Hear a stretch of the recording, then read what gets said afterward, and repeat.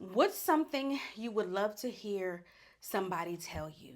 Is what I'm talking about today on my daily 10-minute podcast entitled Undiagnosed Baddie. We just sit on here and we do a 10-minute daily podcast. If you don't know why, go back to episode 1. This is going to be a 365-day podcast for sure this year. I don't know where Undiagnosed Baddie is going to take us.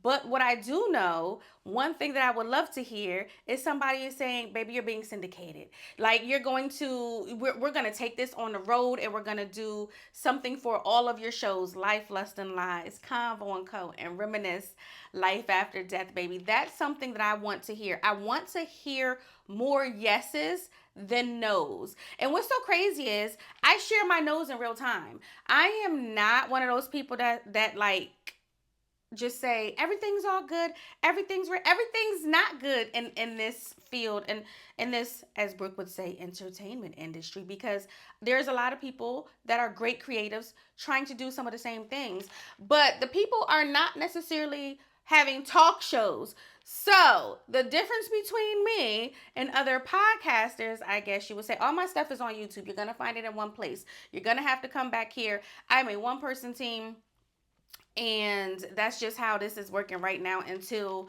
we are able to level up. The watch hours need to be here. The likes need to come in. The comments need to come in. The things that I want to hear. I got an inheritance. Here's a like the inheritance. If I got a good inheritance, baby, I'm gonna go buy me a condo, right? I'm gonna there's just different things that I would do to make sure that I had a studio, to make sure that I have all of the equipment that I want to be able to do what I want to do. I am okay with working to fund whatever I like to fund. Like, I don't mind working because I like spending money. But one of the goals is to always do a job you want to do. Baby, what they used to say, why are you, back in the day, long time ago, you're dating an artist. He's poor. Like, you really love him, right? If you're dating an artist. Baby, because your passion and what you feel out of creating and living a life of, it's not leisure technically, but the luxury that comes with, and this is like an oxymoron, the luxury that comes with the creative, the beginning of being a creative, when you're quote unquote poor or not making money from it, is unmatched. It's unmatched. And I think other creatives can understand that, because you get to go, you get to come, you get to sit, you get to reflect. We can go and sit at the park at 9 a.m., 10 a.m., and go brainstorm, or just release the stressors of what's going on with my hair, or release the stressors of everyday life on a daily basis. That is a luxury that a lot of people don't have. But on the backside, it's like, okay, I've got to figure out how to flip this money that I made 2 months ago because I'm an entrepreneur or whatever it was. You got to keep something in your pocket, baby, because the bills don't stop just because, the checks stop rolling in. And that's what a lot of actors and actresses say. Something else that I would love to hear. Here's a brand deal. We love it because, oh, let's talk about it. Let's manifest real quick. Something I want to hear. I would love to work with Duncan. I would love to work with Fenty. I want to work with Fenty Savage, specifically the lingerie and the athletic wear. I'm not necessarily into I wear Fenty. Don't get me wrong. This is, what I'm saying, we got Fenty Heat Bomb right here. That $26 lip gloss that I talk about. But I would love to work under the Fenty brand. I would love to work, like I said, with Duncan. I've been thinking about what I wanted to do, and if I should even be saying anything, because we have people out here that be like, you say something and they ward it, right? So it's like, what do I do? But if you don't put it out there for the universe to know that, it's yours and you already saying it, like from the beginning, I'll say that girl. Because this is, matter of fact, this is Megan Thee Stallions. Can we see this? Hot Girls Run on Dunkin'. That's Meg's. This was from her protein stuff. We got that? You know what I'm saying? I would love to work with Megan. So everybody's like, I'd work with Beyonce. I do this. I do that. I would love, baby, to be styled by Cardi B stylists. I would love to work with Megan because I think that I can hear beats that she needs to be on. Okay? Um and when I sit back and think, damn, I'm not a dancer. I'm not a lot of things when it comes to dancing and singing, right? And those are the people who get noticed by Beyonce and her team and stuff like that. But what happens is, babe, I'm an outstanding stage manager. I don't talk. My NDAs mean everything. Confidentiality. I've always held a job that required confidentiality. Like my background check, clear, okay? It's as clear as I like my checks to be, cleared, okay?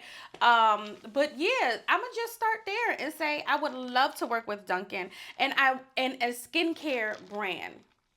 Now, I am a Thayer Slayer. I don't put that out there too much, but I do stuff with Thayers. But that's that. Um, and not saying that I wouldn't work with them, but I'm thinking more of a Korean glass skin snail type brand, and I'm not sure which one I would love to work with yet. So if you are someone that is in marketing and you see this, or if you are someone that just watches this and say, hey, baby girl, go try this brand, because there's a lot now that Korean skincare is in, there's a lot more brands on the market. There's a lot more brands to choose from before, right?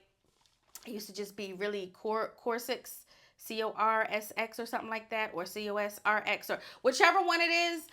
They used to be like the main one, but now there's so many. I would love to absolutely get into beauty because that's what I tell y'all. I'd be like, listen, go love yourself, go get in the mirror, let's sit up, let's do all of the things that we need to do, right? To be beautiful, to feel confident with ourselves. And yeah, bitches, that means getting up and doing your fucking hair. Whatever that looks like, that means doing it, right? So even like, ooh, let's get into this a little bit.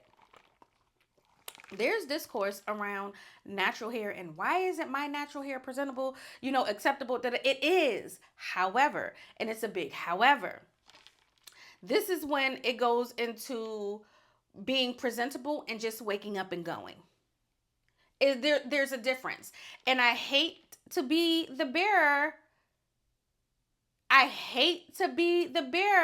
of beautification news, bitches, but you can't with 4C hair just get up and go, because we know when we get up, what's happening in the back? It's flat. You have to pull it out. It's not about not accepting you and your natural hair. It's about being presentable. And I don't want to hear what anybody else is say, because every time anybody say bitches look good when you step outside, everybody wants to be like European standards. But bitches, if you go back, since everybody wants to do the DNA test and go back and they're finding out where they're from, the kings and queens, baby, from the motherland looked presentable. Back in the day, even if we go by United States foundational Black Americans, when they stepped out the house, they were dressed. The clothes were pressed. The hair was done with less materials and resources. Y'all be fucking playing because you're lazy and you're not confident. And that's what I really feel about that. It doesn't, like some people be like, oh, I wasn't ugly, I just didn't have enough money. Exactly. And I had to go there and I had to call y'all bitches because y'all try to play in people's face like it doesn't matter. It does matter. Skincare, Fenty, Dunkin'. we gonna see what type of partnerships we could get with them. But I'm speaking that into existence, into fruition. Like let's get that done. I gotta. I with 365 episodes, y'all. Something's gonna come of it. Like